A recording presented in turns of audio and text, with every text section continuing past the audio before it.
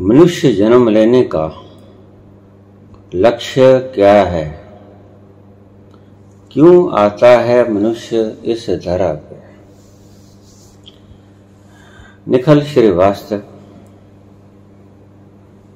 Saudi Arabia.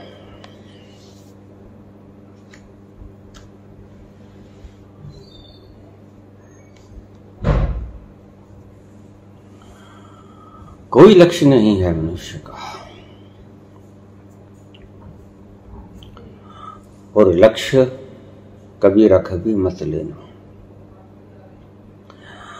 बड़ी उल्टी बात लगेगी आपको। लक्ष्यहीन हो जाना।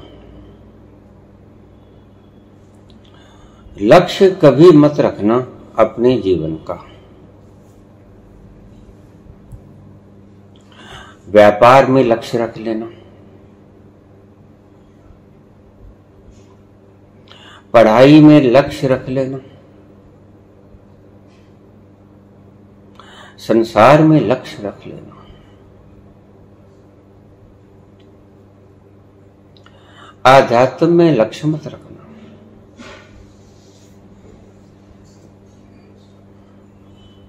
लक्ष्य विहीन रहना। लक्ष्य साधा कि वासना आई।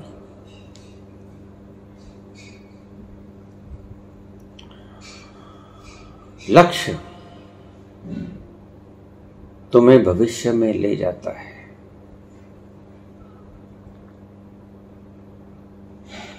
लक्ष्य तुम्हें वर्तमान से हिला देता है, वर्तमान से च्युत कर देता है, उखाड़ लेता है, वर्तमान से भविष्य में ले जाता है, अज्ञात भविष्य में ले जाता है।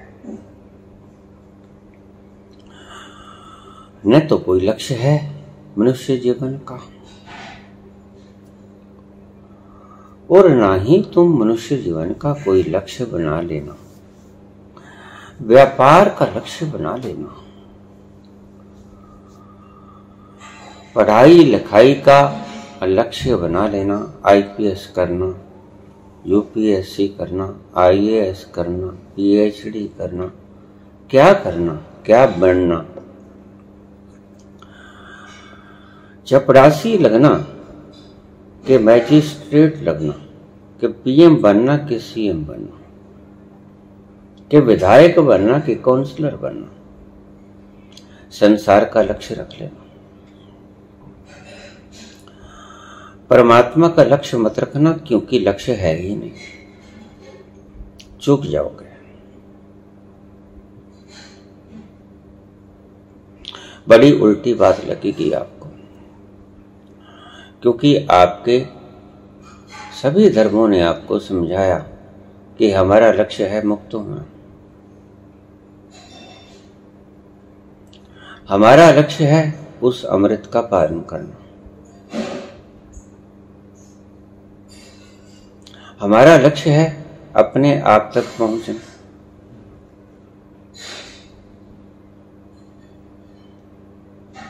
हमारा लक्ष्य है आत्मबोध। हमारा लक्ष्य है ईश्वर प्राप्ति। बाबा आप कहते हो कि लक्ष्य ही नहीं, तो फिर ये सारे धर्म, धर्माचार्य, शास्त्र पागल हो गए हैं। हाँ, पागल हो, बिला शक।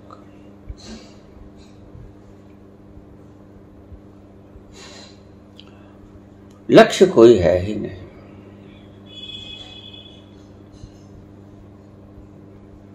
और तुम जानबूझकर कोई लक्ष्य बना भी ना लेना, चूक जाओगे। अगर लक्ष्य बनाए तभी तो यहां तक पहुंचे। भटके ही लक्ष्य के कारण हो।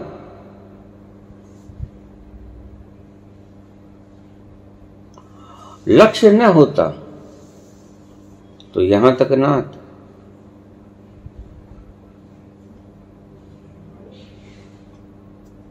लक्ष्य भविष्य में ले जाता है, और भविष्य एक वासना है।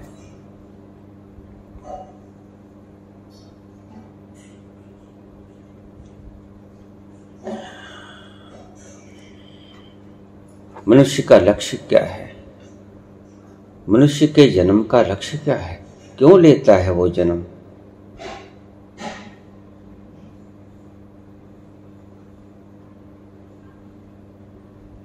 कोई लक्ष्य नहीं, लक्ष्य विहीन है। और तुम कोई लक्ष्य बना भी ना लेना, उलझ जाओगे। मैं देखता हूं ये धार्मिक तथा कथित धार्मिक आध्यात्मिक केंद्र लक्ष्य बनाते हैं। शांति साध लो, पवित्रता साध लो, ओंकार का जाप करना लक्ष्य बना लो।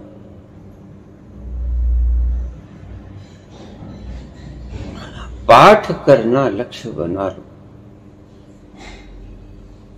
गीता के अध्याय पढ़ना लक्ष्य बना लो, वेद पढ़ना लक्ष्य बना लो, मुक्ति लक्ष्य बना लो, गंगा स्नान लक्ष्य बना लो, हज करना लक्ष्य बना लो, मक्का मदीना काबा जाना लक्ष्य बना लो।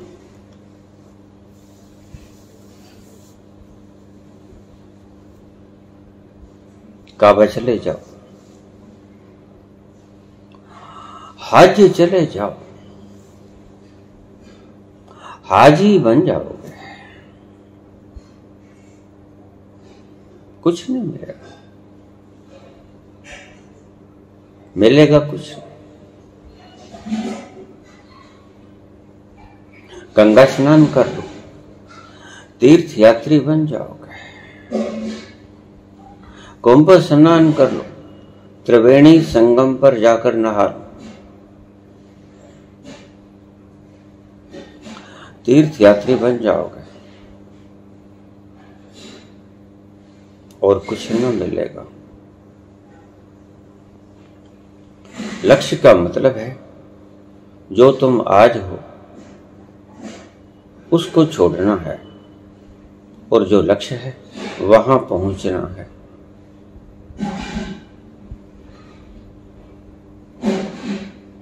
अगर विश्लेषण करोगे लक्ष्य का तो तुम पाओगे कि लक्ष्य का अर्थ ये है कि जो तुम आज हो उसको छोड़ना है, और जो लक्ष्य साधा वहां पहुंचना है। सत्य साधना, अहिंसा साधनी। जैन मुनि कहते हैं अहिंसा को साधो।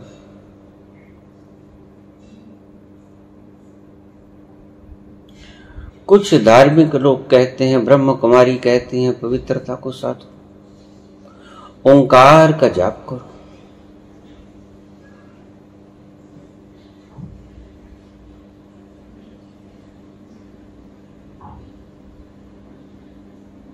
झूठ मत बोलो, अपशब्द मत कहो किसी को।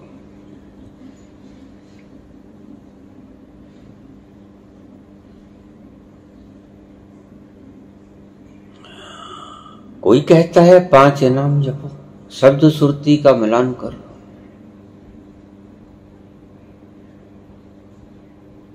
कोई कहता है आत्मज्ञान करो। तो बाबा ये तो आपने बिल्कुल नई बात कहती। अर्थ क्या है? नहीं, मैं कोई नई बात नहीं कर रहा। मुक्ति का अर्थ क्या है? तुम्हारे सारे धर्म शास्त्रों ने तुम्हें समझाया कि मुक्त हो जाओ। मुक्ति का अर्थ क्या है? बंधनों से छुटकारा। मुक्ति का अर्थ क्या है? दुख से छुटकारा। तुम्हारे बंधन तुम्हारे दुख का कारण है, और तुम्हारी वासनाएं तुम्हारा बंधन है।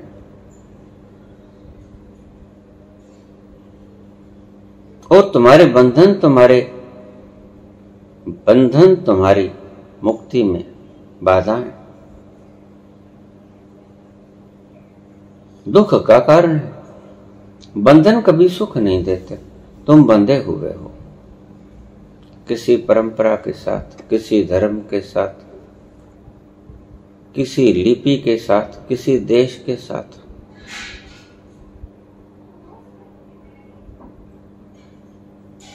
जहां भी बंध गए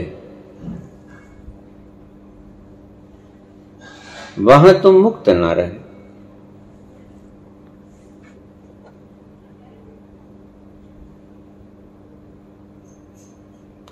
समग्र विश्व में तुम ही तुम हो, और अगर तुम किसी एक धरती के हो गए जिसे तुम राष्ट्र प्रेम कहते हो, तो तुम बंध गए। शब्द बड़ा सुंदर है।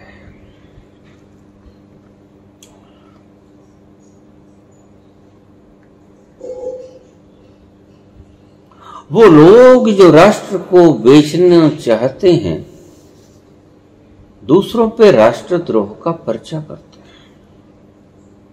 जैसे राष्ट्र को बेचना कोई द्रोह ही न हो। द्रोह खुद करते हैं, दोषी दूसरों को ठहराते हैं।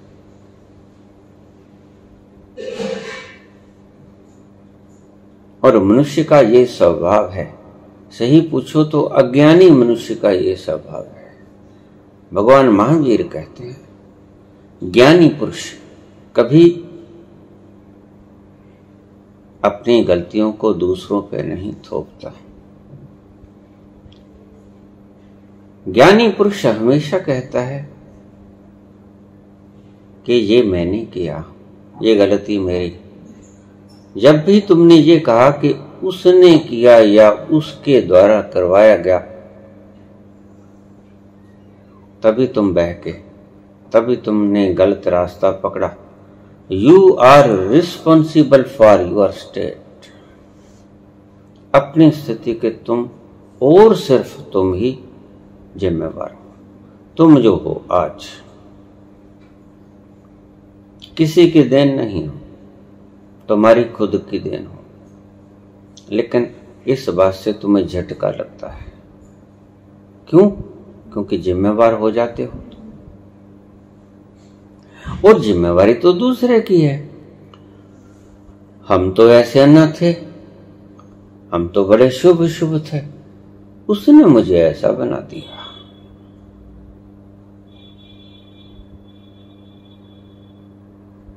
ध्यान रखना,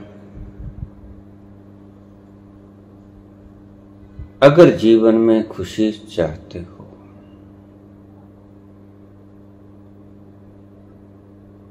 तो खुद के दुख का दोष दूसरे पे मत मढ़ना, तुम कभी बदल ना पाओगे।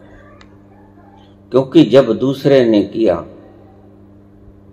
तो दूसरा ही उस मूर्ता को हटाएगा, तो हटेगी, तुम्हारे करने से कुछ नहीं होगा। और अगर तुमने कुछ किया जिसके कारण तुम दुखी हो, तो तुम उसको बदल सकते हो।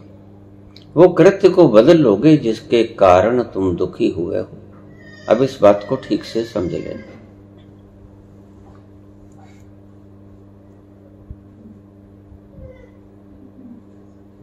अगर किसी के कृत्य के कारण तुम दुखी हो, तो उसमें तुम कुछ नहीं कर सकते, तुम दुखी ही रहोगे। क्यों? क्योंकि कृत्य किसी ने किया, उसके कृत्य के कारण तुम दुखी हुए, तो फिर तुम दुखी ही रहोगे। क्योंकि कृत्य दूसरे के हाथ में आ गया, तुम्हारे हाथ में ना रहा। तुम सुखी कब हो पाओगे? जब तुम वो कृत्य तुमने खुद ने किया, फिर सुखी होने का उपाय है। क्योंकि जिस कृत्य के द्वारा तुम दुखी हुए हो, उस कृत्य को करना बंद कर दो, उससे उल्टा करना शुरू कर दो। जिस कृत्य के करने से तुम दुखी हुए, वो करना बंद कर दो, सुखी हो जाओगे, दुख समाप्त हो जाएगा। अगर दूसरा करता है तो तुम मुक्त नहीं, और तुम मुक्त हो भी नहीं सकते। क्योंकि दूसरे का क्या भरोसा, अगर तुम्हारा बटन दूसरे के हाथ में है तो तुम मजबूर हो, लाचार हो। जब कोई चाहे, जहां कोई चाहे तुम्हारा बटन दबा दे, तुम्हें चलना ही पड़ेगा। पंखा स्वतंत्र सत्ता नहीं है, कोई भी मशीनरी स्वतंत्र सत्ता नहीं, उसका रिमोट कंट्रोल आपके हाथ में। जैसे ही आपने रिमोट को दबाया, वह यंत्र वक्त चलना शुरू कर देगा, उसके हाथ में कुछ है ही नहीं। तो अगर पंखा कहे कि मैं दुखी हूं, निश्चित ही दुखी रहेगा, क्योंकि किसी की इच्छा से उसे चलना पड़ेगा और किसी की इच्छा से उसे रुकना पड़ेगा। उसकी स्वतंत्र सत्ता है नहीं, वो गुलाम है और गुलाम ही रहेगा। मुक्ति की कामना न करे ऐसा व्यक्ति जिसने अपनी सत्ता को दूसरे के हाथ में दे दिया, अपनी सत्ता को, उसका रिमोट कंट्रोल, अपने सुख और दुख का रिमोट कंट्रोल दूसरे के हाथ में दे दिया।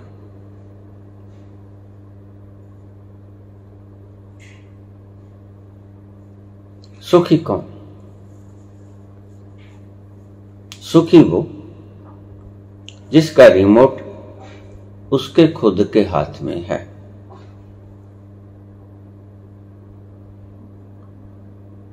तुम कहते हो हमारे दुख का कारण फलां, कोई व्यक्ति, कोई वासना, कोई कर्म, उसने मुझे दुखी कर दिया, उसके कारण मैं दुखी हुआ। इसका अर्थ कि आपके दुख का रिमोट दूसरे के हाथ में है, वो चाहे व्यक्ति हो, चाहे आपकी वासना हो, चाहे आपकी इच्छा हो, चाहे आपकी वृत्ति हो। जब तुम्हारा दुख किसी दूसरे के हाथ में है और तुम्हारे सुख का रिमोट कंट्रोल किसी दूसरे के हाथ में है, तो तुम सुख के, मुक्ति के स्वप्न लेना बंद कर दो। तुम कभी मुक्त नहीं हो पाओगे, तुम कभी सुखी नहीं हो पाओगे। पराधीन सपने हूं सुख नाही। जिस व्यक्ति का रिमोट कंट्रोल सुख और दुख का दूसरे के हाथ में है, वह कभी सुखी नहीं होता। पराधीन सपने हूं सुख नाही। क्योंकि जब वो तुम्हें चलाना चाहेगा या तुम्हें बंद करना चाहेगा, तो वो रिमोट उसने दबाया और तुम सुखी और दुखी हुए। तुम्हारी अपनी कोई इच्छा नहीं, ना तुम खुद से चल सकते हो, ना तुम खुद से ठहर सकते हो। जैसे ही तुमने अपने जीवन का रिमोट कंट्रोल किसी दूसरे के हाथ में दिया, वो चाहे वासना, काम, क्रोध, लोभ, मोह, अहंकार, मद, मत्सर, इनके हाथ में रिमोट आया, तुम सुखी कैसे रह सकते हो? वासना तुम्हें जिधर चाहेगी घसीट लेगी और तुम्हें उधर जाना पड़ेगा। तुम सुखी नहीं। तुम्हारा रिमोट किसी व्यक्ति के हाथ में है, तो जब चाहे, जैसा चाहे वो तुम्हें आदेश कर दे, चला दे या थमा दे, तुम्हें करना पड़ेगा। तुम सुखी नहीं हो सकते, तुम दुखी ही रहोगे, क्योंकि इच्छा तुम्हारी नहीं, इच्छा उसकी चलाने वाले की।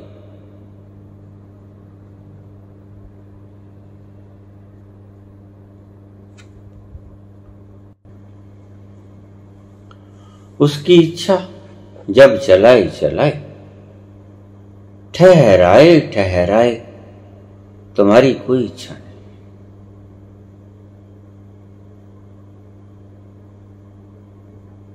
तुम मुक्त नहीं हो, तुम पराधीन हो। बाबा, मनुष्य जीवन का लक्ष्य क्या है? मनुष्य जीवन का कोई लक्ष्य नहीं होता। हम यहां किसी लिए आए? हम यहां किसी लिए भी नहीं आए हैं। हमारा कोई लक्ष्य नहीं है।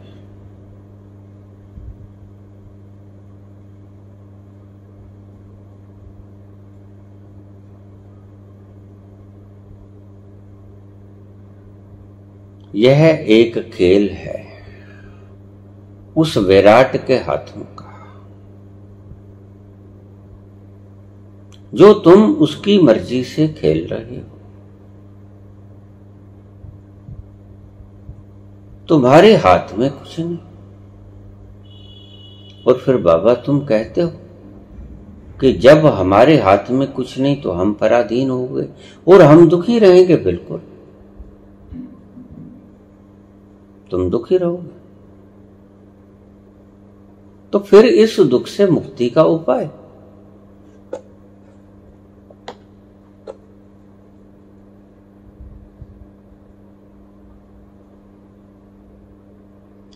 समर्पण। जैसे ही तुमने उसकी इच्छा का प्रतिरोध करना शुरू कर दिया, तुम दुखी हो जाओगे। पंखा, रिमोट जब तुम्हारे हाथ में, रिमोट दबाने से पंखा न चले, अपनी मन मर्जी करे, वो दुखी हो जाएगा। रिमोट चलाने से पंखा चले,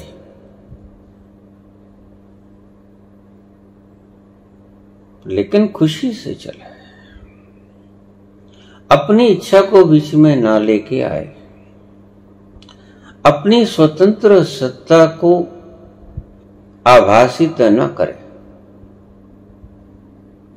ध्यान से समझना, मैं हूं अलग, मेरी स्वतंत्र सत्ता अलग। जैसे ही तुमने ये मानना शुरू कर दिया, तुम दुखी हो जाओगे। तुम्हारा कुछ नहीं है, ना ही तुम्हारा कोई लक्ष्य है। यद्यपि तुम्हारे सारे धर्म तुम्हें सिखाते हैं और तुम्हें सिखाते नहीं है, तुम्हें दौड़ाते हैं, और वो दौड़ अशांति पैदा करती है।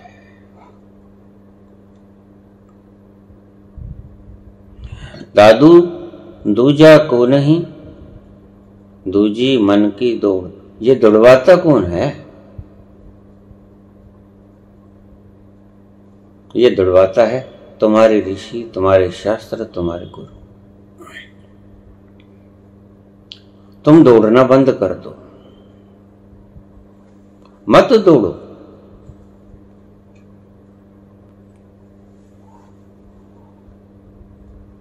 तुम ठहर जाओ।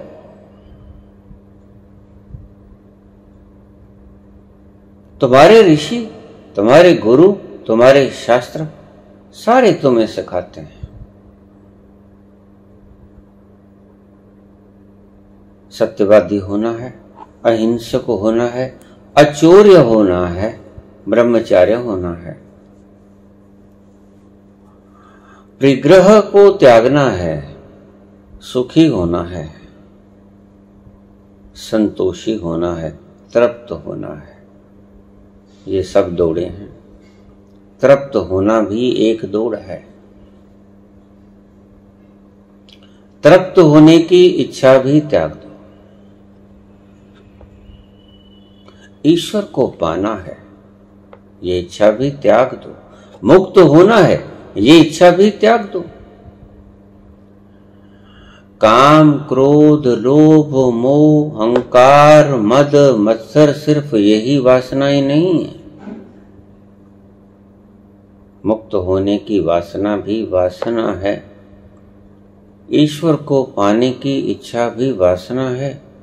सुखी होने की इच्छा भी वासना है। दुखी न होने की इच्छा भी वासना है। इच्छा मात्र वासना है, और वासना दुख की जननी है। और लक्ष्य एक वासना है। वो चाहे कोई भी हो।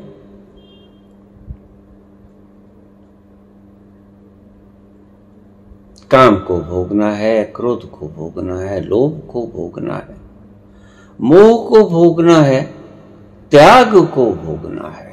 ना भोग ना त्याग, ना ब्रह्मचर्य ना अब्रह्मचर्य, ना गृहस्थ, ना सत्य ना असत्य, तुम्हारा कोई लक्ष्य नहीं। ना मुक्ति ना बंधन, दोनों से जो परे हो गया, जो मुनि हो गया। मुनि का अर्थ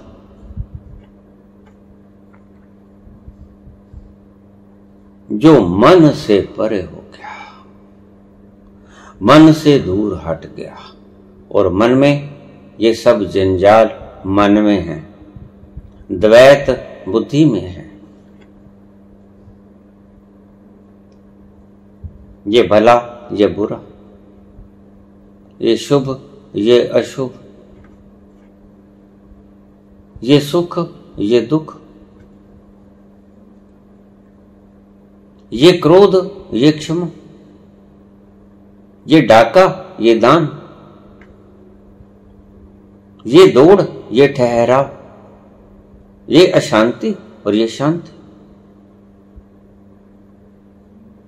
ये आनंद और ये शून्यता, अनानंद, दुख।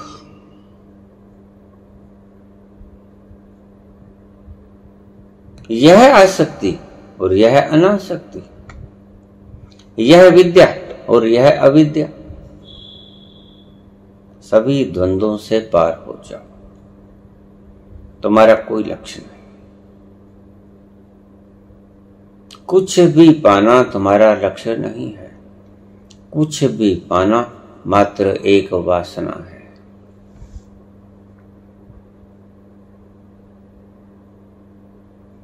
अगर तुमने कुछ भी पाने की इच्छा की तो तुम वासना से ग्रस्त हो गए। तुम कहोगे कि ये तो शुभ शुभ है। मेरे पास रोज प्रश्न आते हैं, बाबा तुम कहते हो जप मत करें, राम राम भी मत करें, ये तो बड़ा शुभ है। कलयुग केवल नाम आधारा, सुमर सुमर नर उतर ही पारा। शुभ शुभ है ये नाम, इसको छोड़ दें।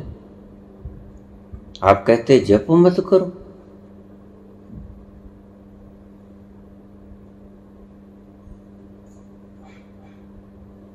तो क्या जाप करना छोड़ दें? हम दान करना छोड़ दें? पुण्य करना छोड़ दें? प्रश्न ठीक है, जचता है। बुद्धि इस पे मोहर लगाती है, लेकिन हां मैं कहूंगा छोड़ दो।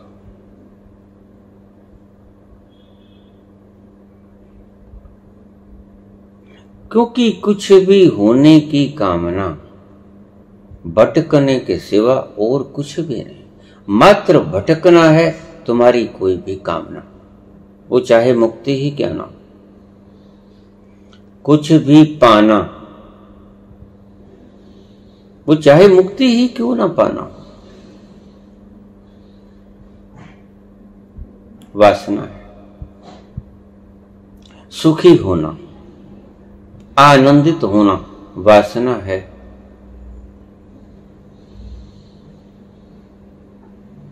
मनुष्य जीवन का लक्ष्य क्या है? कोई लक्ष्य नहीं है और कोई लक्ष्य बना भी ना लेना। जैसे ही तुमने लक्ष्य बनाया तुम भटक जाओगे। लक्ष्य बनाने के कारण ही तो तुम भटके। अब देखिए शुरू से, हम बहुत पहले चलेंगे।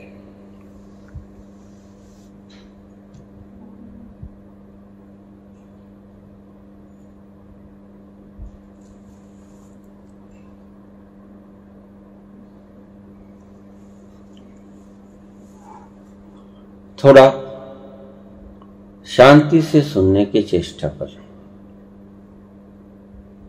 ईश्वर शांत था, मगन था, एकांत में, अपनी होंद में, अस्तित्व में, आनंद में बैठा था। इच्छा जगी, एको अहम बहुश्यामी, मैं एक हूं, एक से अनेक हो जाऊं, ये वासना है। और उस वासना से एक से अनेक तो वो हो गया, क्योंकि इतना संकल्पवान परमात्मा,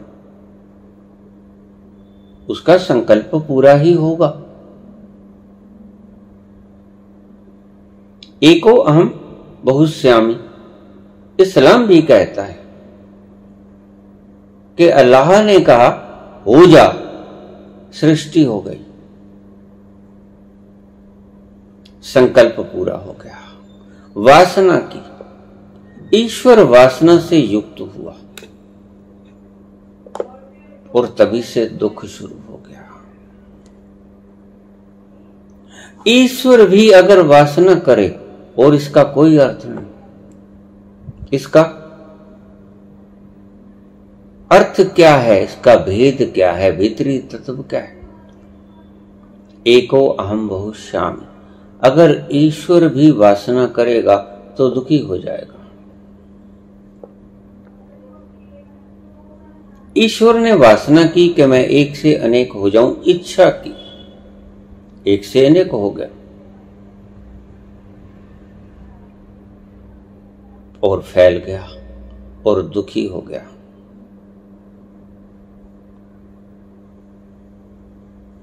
इसका अर्थ है कि ईश्वर तक भी दुखी हो जाता है अगर वो इच्छा करे। बहुत गहरे से गहरा अर्थ है।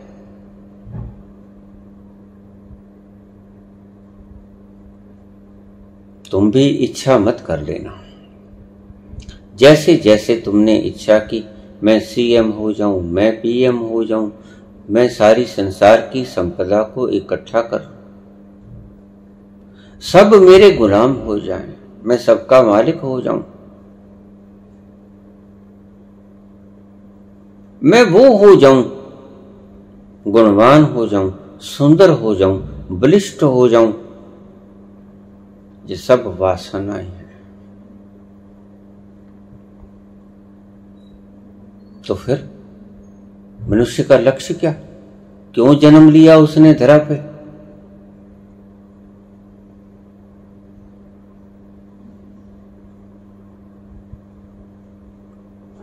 अष्टवक्र के सूत्र को लेंगे हम। अष्टवक्र आपको जवाब देंगे। 9वें प्रकरण के 8वें श्लोक में, 9वें प्रकरण के 8वें श्लोक में अष्टवक्र कहते हैं वासनाएं ही संसार है, वासनाएं ही संसार हैं। फिर समझ लेना, वासनाएं ही संसार है। ऐसा निश्चय करके उन सभी वासनाओं का त्याग कर दो।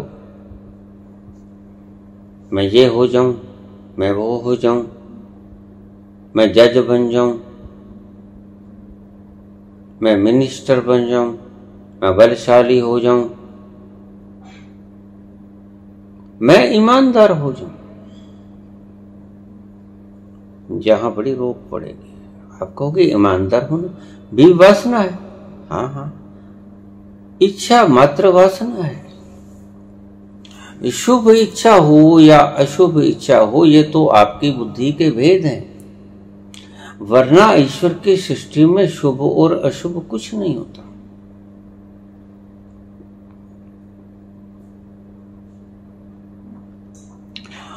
वराह अवतार बनाने का यही अर्थ था कुल मात्र आपको समझाना कि ईश्वर की सृष्टि में शुद्ध और अशुद्ध कुछ नहीं होता, अशुद्ध भी उसका अवतार होता है। और भगवान राम जैसा शुद्ध भी उसका अवतार होता है। वराहसूर जो मल भक्षण करता है वो भी उसका अवतार होता है। और भगवान राम जैसा मर्यादा पुरुषोत्तम भी अवतार होता है।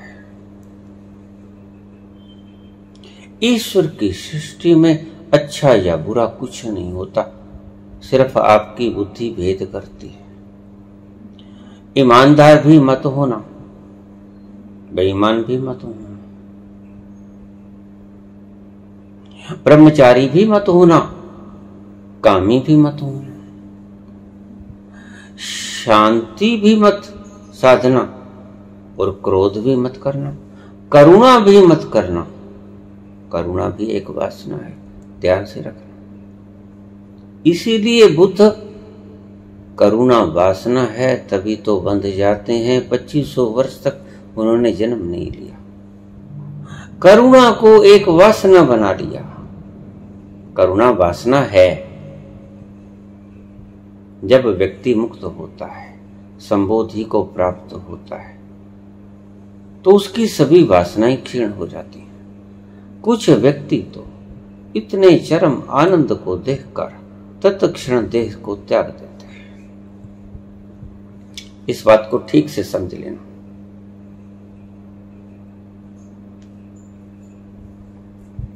कुछ व्यक्ति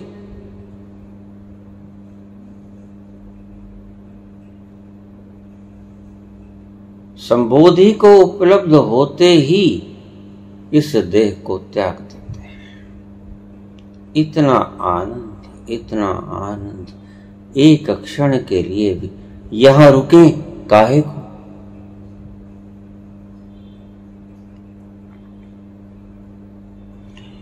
हीरा पाया गांठ गठे आया, चलो चल हंसा उस देश, समुद्र जहां मोती है।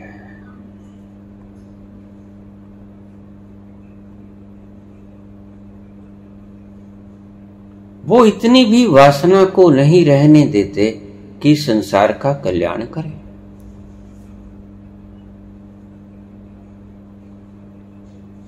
करुणा भी वासना है। राहुल बुद्ध के पुत्र जैसे ही संबोधि को प्राप्त होते हैं तत्क्षण शरीर त्याग देते हैं। और मैं आपको किस किस की उदाहरण, लाखों लाखों करोड़ों करोड़ों बुद्धों ने बुद्धत्व के फौरन बाद शरीर को त्याग दिया।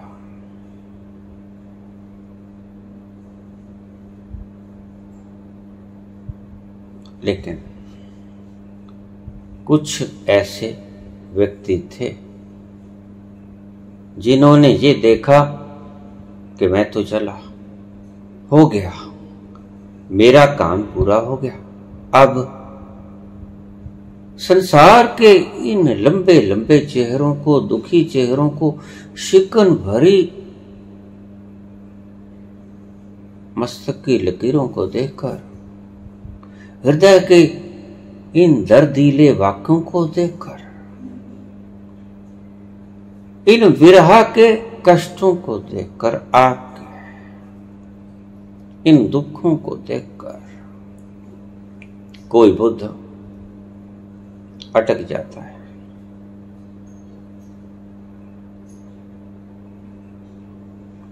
और फिर अटकने के लिए कोई वासना चाहिए, इस बात को ध्यान में रख लेना।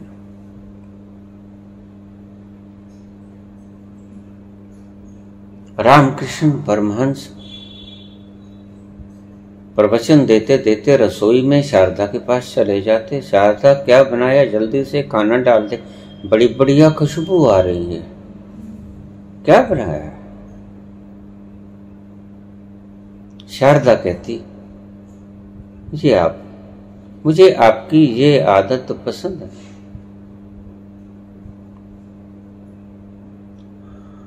आप ईश्वर की गान करते करते, गणगान करते करते ब्रह्म चर्चा पे आ जाते हो, अन्न चर्चा पे आ जाते हो। अच्छा नहीं लगता? क्या सोचते होंगे लोग?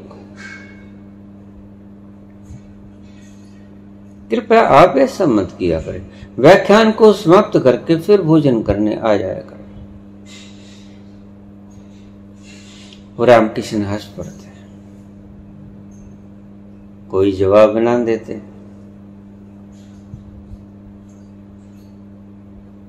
एक दिन जब सब भक्त चले गए तो शारदा ने कहा रामकृष्ण से, देखिए मुझे आपकी ये आदत अच्छी नहीं लगी। किसी भी भक्त को, आपकी सुनने वाले को आपकी ये आदत अच्छी लगती नहीं होगी, मुझे भी अच्छी नहीं लगती। ऐसा नहीं हो सकता कि आप प्रवचन समाप्त करके खाना खा लिया करें।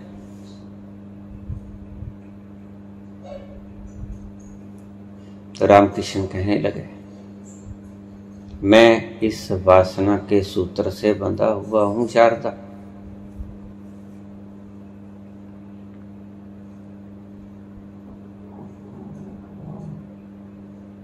जैसे ही मेरी ये वासना गई,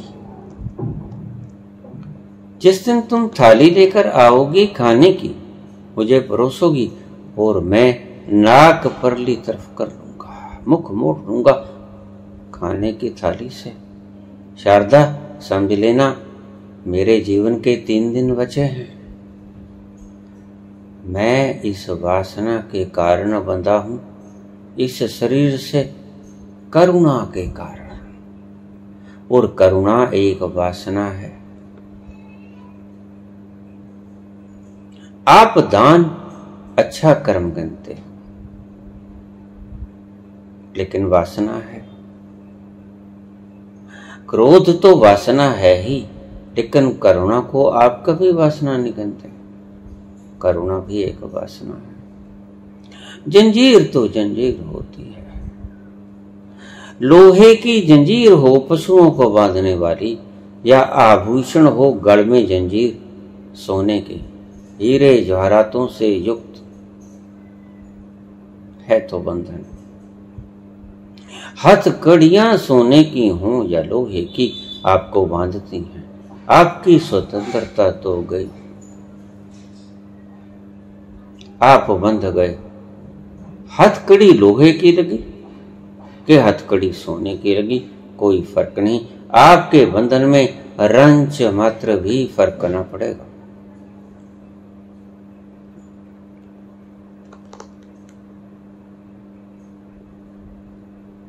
करुणा भी एक वासना है। और संत जन इस वासना को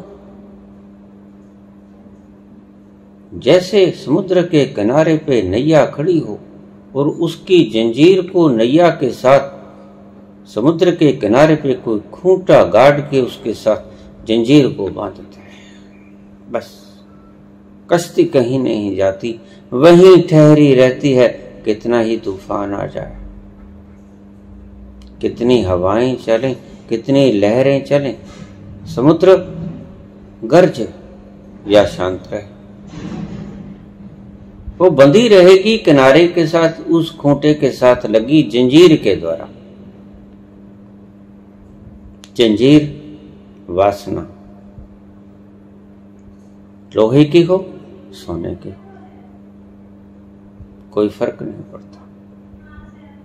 आप कहते दान तो बाबा बहुत अच्छा है अच्छा है,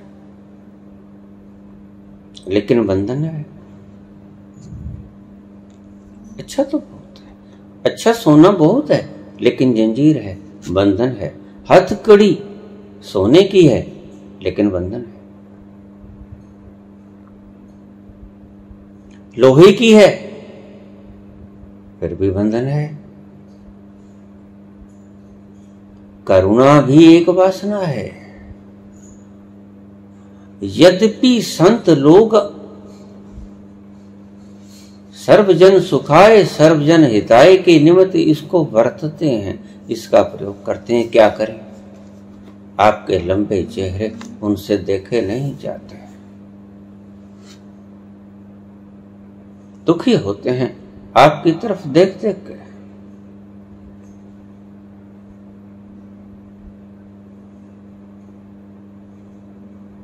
आप कैसे इस दुख से मुक्त हो जाओ, आप कैसे इन बंधनों को तोड़ दो, उसके लिए रुकना पड़ेगा, आवश्यक है। इसलिए अपने आप को किसी वासना के साथ बांध लेते हैं। अब करुणा वासना बनेगी, वो चाहे भूख की करुणा वासना बने,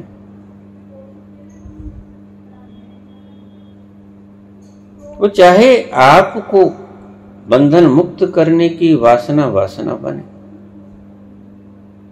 इच्छा मात्र वासना है।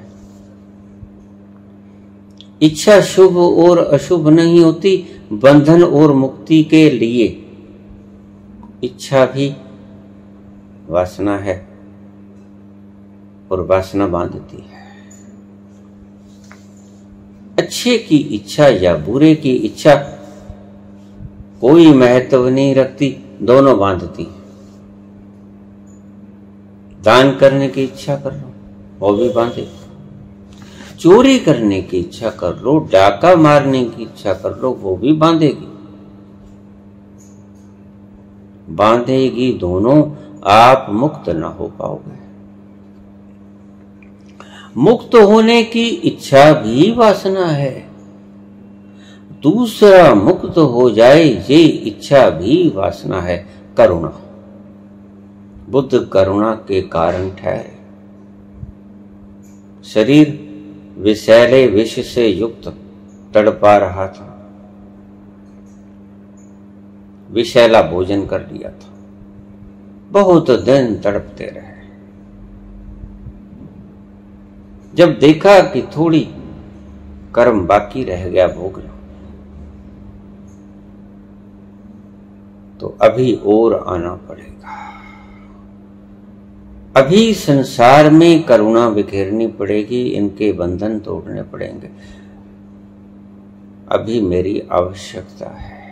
कोई बुद्ध ऐसी करुणा करके ठहर जाता है, कोई बुद्ध, मैंने कहा, अन्यथा सब पार जाते हैं। जैसे ही उन्हें दर्शन हुए, जैसे ही उन्हें संबोधि की उपलब्धि हुई, वो शरीर के बाहर हो गए। जैसे ही वो रिलीज हुए, कोठड़ी का ताला खुला, दरवाजा खुला, वो बाहर निकले और गुम हो गए। कुछ बुद्ध कोठड़ी का दरवाजा, बंधन का दरवाजा खुलने के बाद भी वहीं रुकते हैं। क्यों? आपके लिए, करुणा के लिए। करुणा के जरिए आपके लिए इस संसार में रुकते हैं, क्योंकि आपको उसकी आवश्यकता है। आपके लंबे चेहरे उन्हें द्रवित कर देते हैं। आपकी बंधन युक्त आत्मा, आपके बेड़ियों से जकड़े हुए हाथ और पांव, उनको द्रवित कर देते हैं। संत हृदय नवनीत समाना। थोड़ा सा आपका दुख का ताप उन्हें पिघला देता है और उन्हें यहां रुकने को मजबूर कर देता है। होता कोई एक है, लाखों में एक, कोटिन में कोई एक चलत है, कोटिन चलत एक पहुंचत है। मैंने सदा ही बोला, करोड़ों में कोई एक चलता और करोड़ों में कोई जो चलते हैं उनमें कोई एक पहुंचता।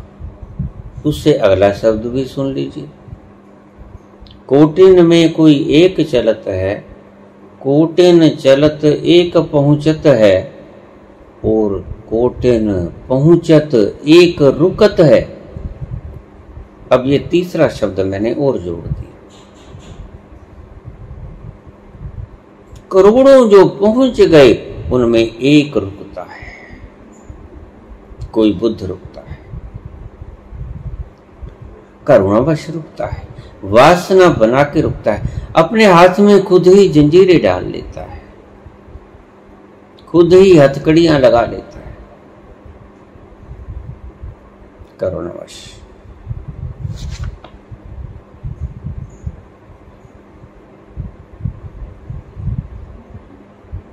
खुद ही हथकड़ियां पहना लेता है करुणावश, आपके भले के लिए।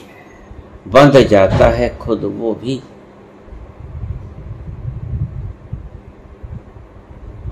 कोटिन चलत एक पहुंचत है,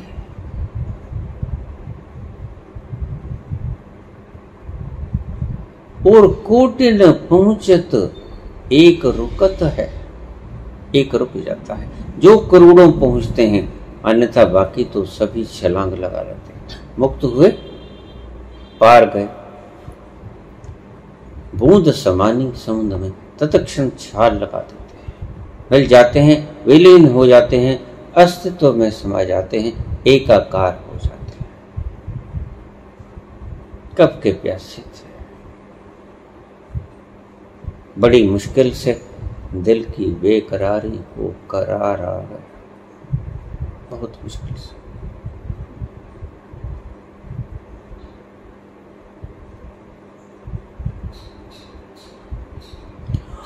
और तुम संतों को जलाते हो,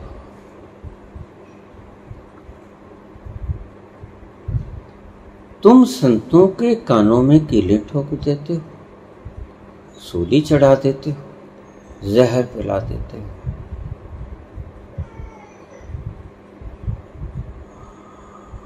टुकड़े टुकड़े कर देते हो उनके शरीर के, गर्दन से धड़ को अलग कर देते हो। बदे बदे कमेंट कसते हो। इसके बावजूद उनकी करुणा इतनी महान होती है कि वो रुके रहते हैं, आपके लिए रुकते हैं। कोटिन चलत एक पहुंचत है,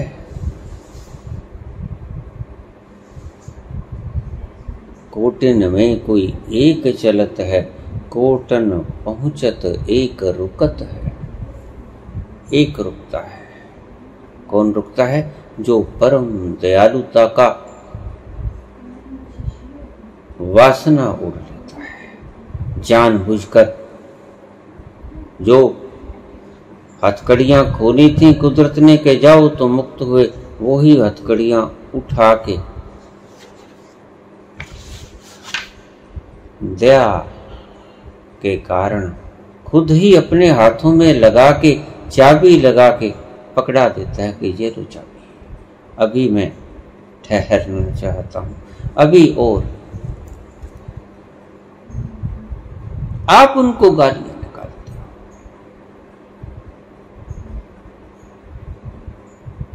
आप हर प्रयास करते हो कि किसी तरह ये भाग जाए,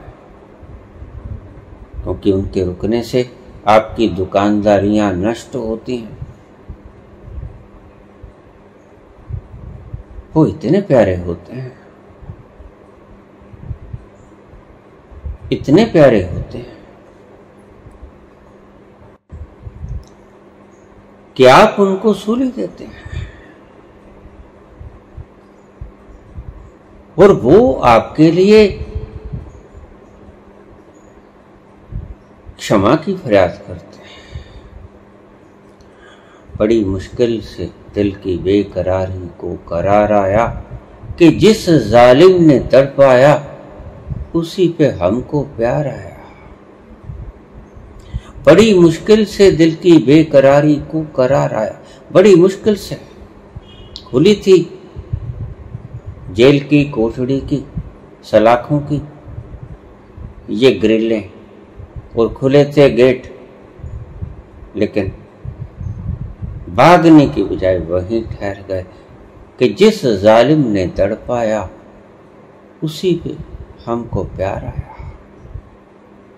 बड़ी मुश्किल से दिल की बेकरारी को करार आया।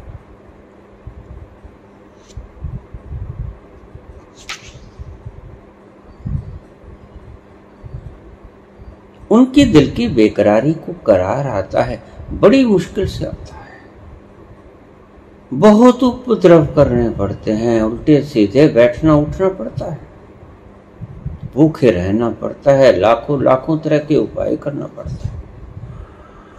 बड़ी मुश्किल से दिल की बेकरारी को करार आया और फिर कहीं जाकर उनको करार मिलता है, लेकिन फिर भी वो रुक जाते हैं। आप लगाते हो उनको सूली और वो कहते हैं, oh God forgive them who are hanging me because they don't know what they are doing। उन्हें क्षमा कर देना, जो मुझे सूली दे रहे हैं, क्योंकि वो नहीं जानते कि वो क्या कर रहे हैं। उन्हें क्षमा कर देना।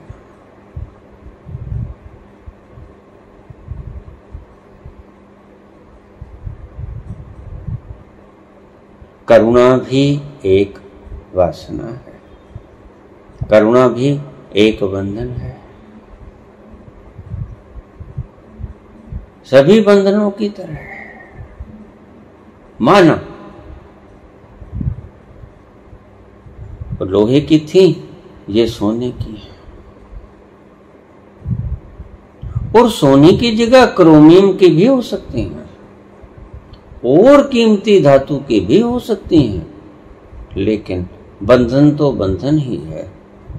किसी भी धातु का बना लिया जाए, अगर न भी धातु का हो, रस्सी से भी बंधन होता है। गाय के गले में आप पटसन की रस्सी भी डाल दिया करते हो, उससे भी वो बांधे जाया करती है। रस्सा हाथ में ले लेते हो और उसकी गर्दन को रस्से से बांध देते हो, लेकिन बंधन तो बंधन ही है। पटसन का हो, लोहे का हो, सोने का हो और किसी कीमती अन्य मेटल का हो, करुणा भी बंधन है।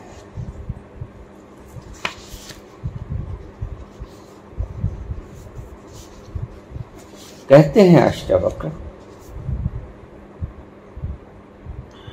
वासनाएं ही संसार है, संसार और कुछ नहीं। आप पूछते हो हम संसार में किस लिए आए? कुछ भी करने के लिए अगर तुम मानोगे, हम मुक्त होने के लिए आए, हम सुमिरन करने के लिए आए, हम जाप पाठ करने के लिए आए,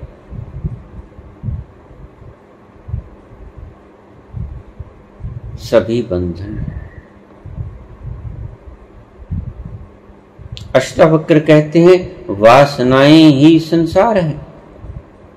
कुछ भी करने के लिए आए, मुक्त होने के लिए आए, वो भी संसार है। दान करने के लिए आए, वो भी संसार है। सत्य बोलने के लिए आए, वो भी संसार है।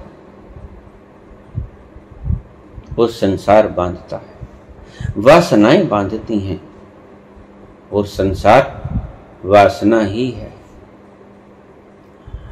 वासनाएं ही संसार है, ऐसा निश्चय करके उन सभी वासनाओं को त्याग कर दे। वासनाएं ही संसार हैं, ऐसा निश्चय करके उन सभी वासनाओं का त्याग कर दे हे जनक।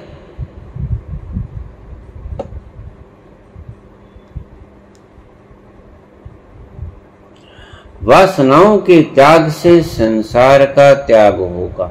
जैसे ही तुमने वासनाओं का त्याग कर दिया, चाहे वो करुणा ही क्यों ना हो। जिस दिन बुद्ध करुणा का त्याग कर देंगे, उस दिन संसार का त्याग हो जाएगा। वो चले जाएंगे चुपचाप जहां से। अगर आप दुखी होकर उन्हें पुकार रहे हो और वो द्रवित हृदय से ठहर जाते हैं, है तो ये वासना, लेकिन आपके लिए ठहर जाते हैं और आप उनको फांसी लगा देते हो।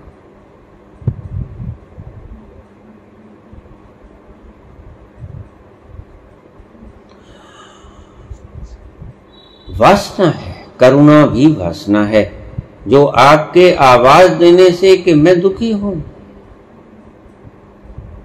बनते मैं दुखी हूं, बनते मैं रुग्ण हूं, वो रुक जाते हैं। तुम्हारी उस रुग्णता के दुख को शांत करने के लिए, तुम्हारे उस दुख को शांत करने के लिए, शमन करने के लिए वो रुक जाते हैं। वासनाओं के त्याग से संसार का त्याग होगा।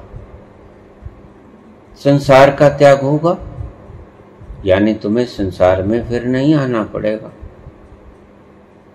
बस आ गई। जैसे ही वासनाएं गईं, संसार गया। फिर समझिए, अद्भुत सूत्र है। वासनाएं ही संसार है। कोई भी वासना हो, मैंने समझाया, यहां तक के दान भी वासना है, प्रेम भी वासना है, श्रद्धा भी वासना है, करुणा भी वासना है, क्षमा भी वासना है, पूजा भी वासना है, प्रार्थना भी वासना है, अरदास भी वासना है। अष्टावक्र कहते हैं। ऐसे ही अष्टावक्र ने दावा नहीं कर दिया कि हे जनक, तू इस जन्म की बात करता है। मैं तुम्हें घोड़े के एक टाप से उसके ऊपर बैठने तक में जितना समय लगता है, उतने समय में मैं तुम्हें मुक्त कर दूंगा। सूत्र बड़े क्रांतिकारी हैं, सीधे हृदय में उतरेंगे। तभी तो एक क्षण में जनक उपलब्ध हो गए। एक क्षण में घोड़े की एक टाप से दूसरे टाप पर बैठने के लिए, उसकी पीठ पर बैठने के लिए, सवारी करने के लिए जितने समय की आवश्यकता होती है, हे राजा जनक, मैं तुम्हें इतने ही समय में मुक्ति प्रदान कर दूंगा। तुम इस जन्म की बात करते हो। और इन क्रांतिकारी सूत्रों को सुनिए। वासना ही संसार है, ऐसा निश्चय करके उन सभी वासनाओं का त्याग कर दो। कोई वासना शेष न बचे। क्रोध तो बचे ही ना, करुणा भी ना बचे। क्रोध तो बचे ही ना, क्षमा भी ना बचे। लोभ तो बचे ही ना, दान भी ना बचे।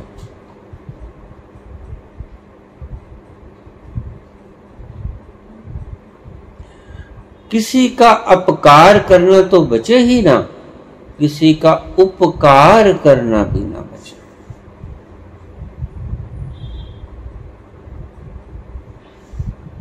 सभी वासनाएं हैं। संसार वासना है। वासनाओं के त्याग से संसार का त्याग हो जाएगा। आप फिर से, जैसे ही आपने वासनाएं, आप यहां हो क्यों? वासनाओं के कारण। आप यहां हो, इनका मूल तत्व क्या है? वासना के कारण आप हो। वो वासना चाहे कुछ भी, अच्छी बुरी, ये सब तुम्हारी खुद की ही व्याख्याएं हैं। ईश्वर की सृष्टि में कुछ अच्छा बुरा नहीं होता। मैंने पहले भी कहा था, वराह अवतार और राम अवतार, ये दोनों का बनाने का यही मतलब था। और बीच में परशुराम अवतार। अशुद्ध हो, मल भक्षण करता, वो भी अवतार। पवित्र, दूसरे के ब्लेम को खुद पे लेने वाला मर्यादा पुरुष उत्तम भगवान श्री राम भी अवतार। और अति क्रोधी परशु, जो अपनी माता का, रेणुका का जमदग्नि के कहने से शीश धड़ से अलग कर देता है। 21 बार सहस्रार्जुन के पुत्र पड़पोत्रों का नाश कर देता है। 21 बार उन क्षत्रियों का विनाश कर देता है जो उसके दुश्मन थे। ऐसा क्रोधी, महाक्रोधी व्यक्ति भी अवतार है। शांति की तो बात ही छोड़ो, कछुआ बड़ा शांत होता है। कछुआ भी अवतार होता है, और महाक्रोधी परशुराम भी अवतार होता है। सिर्फ शांति का पुंज ही अवतार नहीं होता, सिर्फ बुद्ध ही अवतार नहीं होते, करुणा के परशुराम भी अवतार होता है। परम क्रोधी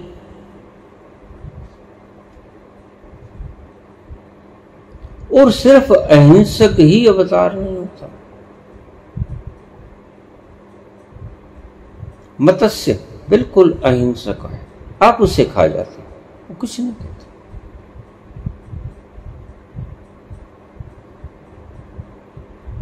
अहिंसक भी अवतार होते हैं। मत्स्य से ज्यादा अहिंसक और कौन होगा, जो आपके भक्षण का, भोजन का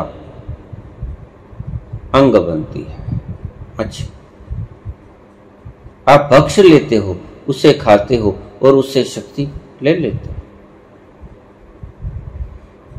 मत्स्य जैसा अहिंसक भी अवतार है, जो तुम्हारे पेट की भूख को शांत करता है, वो भी अवतार है। परम अहिंसक है, किसी की हिंसा नहीं करता, इतना अहिंसक जैसे ही जल से निकालोगे तड़पता है, वो भी अवतार है। परम अहिंसक भी अवतार और परम हिंसक भी अवतार, कृष्ण भी अवतार, जिसने 18 अक्षौहिणी सेना का नाश करवा दिया। परम हिंसक जैनियों ने तो भगवान कृष्ण को 7वें नरक में डाला हुआ है। वो मान ही नहीं सकते कि इतनी अहिंसा कराने का षड्यंत्र रचने वाला कृष्ण स्वर्ग में कैसे जा सकता है। उन्होंने उसको नरक में डाला। 7वें नरक में कृष्ण आज तक बड़े दुख भोग रहे हैं उनके हिसाब से। लेकिन इसके पीछे की कीमिया कुछ और थी। हमारी अवतारों की व्याख्याएं कुछ विलक्षण हैं। अहिंसक भी अवतार, जो आपके भोजन का अंग बनती है, मच्छी,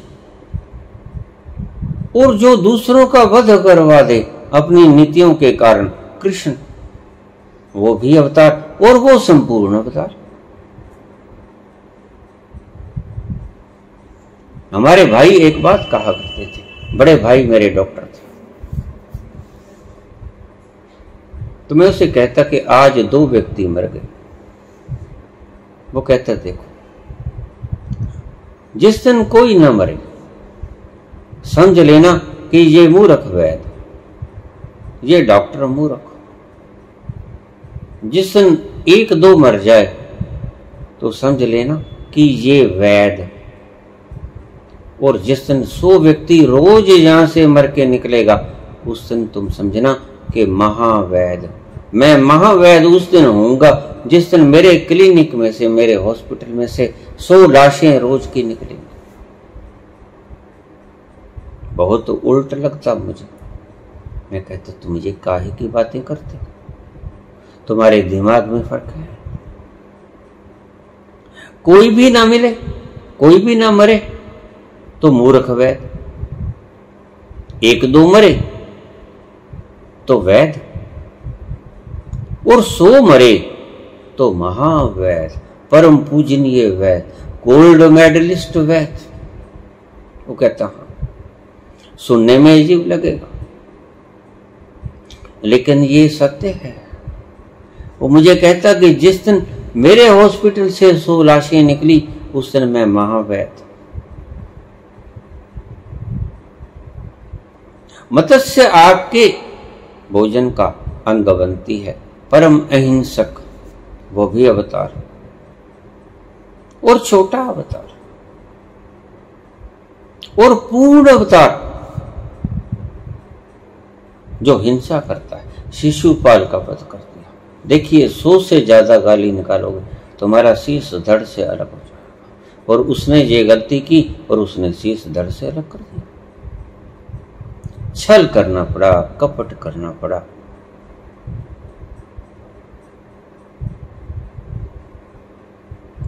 इतने कत्ल करवाने के बाद हमने उसे क्या कहा? पूर्ण अवतार।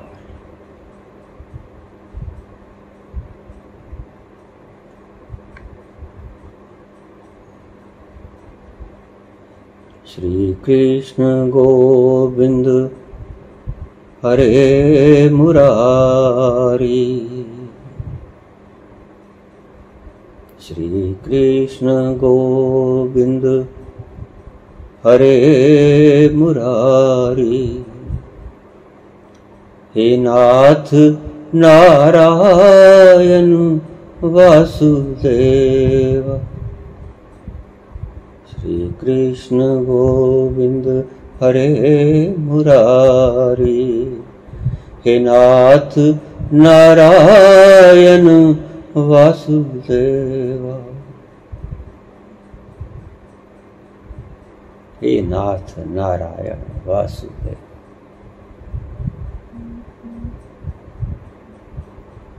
जिसने 40 लाख लोग मरवा दिए,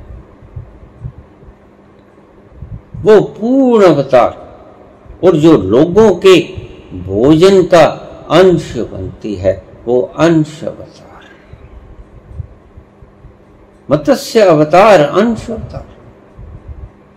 जो मल खा लेता लोगों का वो भी अवतार।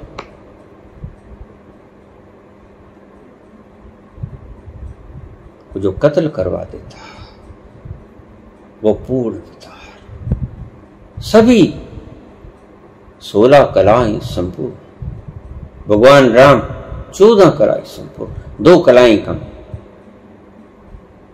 लेकिन बड़े प्यारे हैं भगवान राम, हमें अच्छे लगते हैं। लेकिन उससे भी ज्यादा अच्छे लगते हैं कृष्ण। उनका नटखटपन रवैया, उनका शरारती, अगर वो शरारती ना होते, अब राम में शरारत नहीं, नटखट नहीं। बच्चा अगर नटखट ना हो तो प्यारा ही नहीं लगता। देखना, आपका बच्चा गोबर गणेश बन के बैठा रहे, आपको प्यारा नहीं लगेगा। जैसे ही उसने शरारतें की, ऊट पटांग उछल कूद मचानी शुरू की, आपको बड़ा प्यारा लगने लगेगा। ये बच्चा पूर्ण अवतार है, बड़ी नटखट, बड़ी ऊट पटांग, बड़ी उछल कूद करता है। ये अवतार पूर्ण अवतार चुरा लेता है, मटकी फोड़ देता है।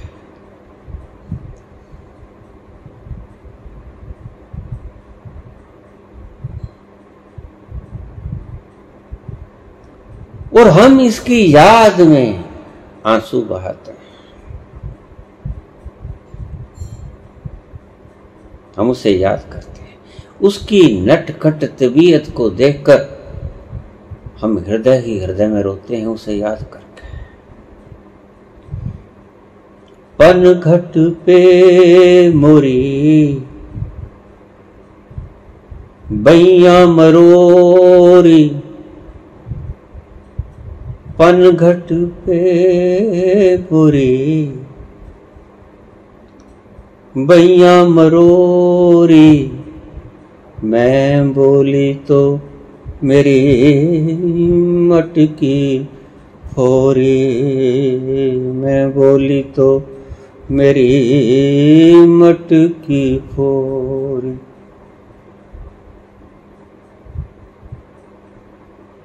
पनघट पे मोरी बैया मरोरी, मैं बोली तो मेरी मटकी फोरी, मैं बोली तो मेरी मटकी फोरी। पैया परूं करूं मैं बिनती पर, पैया परूं करूं मैं बिनती पर। एक न मानी हो मोरी रे,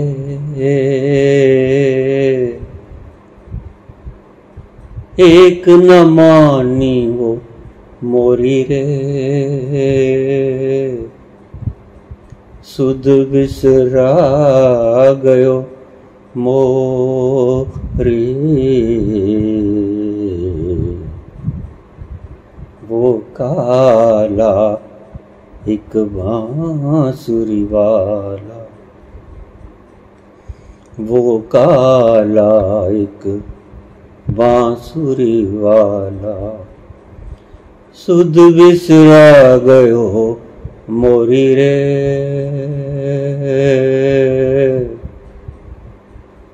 कर गयो मन की चोरी, वो काला एक बांसुरी वाला।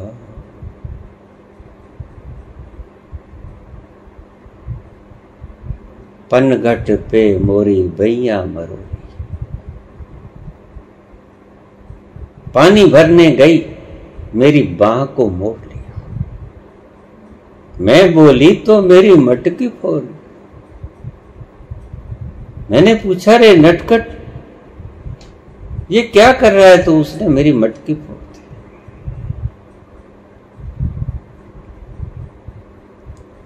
पैया परूं करूं मैं विनती, मैं पांव पकड़ के विनती कर रही हूं, ये मान जा, इतना नटखट मत बन। पैया परूं करूं मैं विनती, पर एक न मानी वो मोरी रे, मेरी एक नहीं मानता। शरारतों पे शरारतें किए जाता है, सुध बिसरा गयो मोरी रे, और तेरी इन शरारतों के भीतर मैं सुध से बेसुध हो जाती हूं।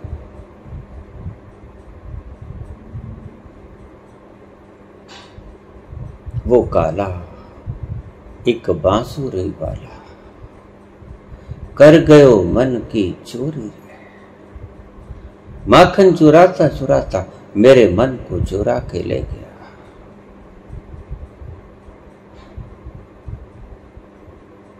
वो काला एक बांसुरी वाला, सुध बिसरा गयो मोरी रे, कर गयो मन की चोरी रे, माखन चोर हो नंद किशोर जो, कर गयो मन की चोरी रे, सुध बिसरा गयो मोरी रे। धन्यवाद।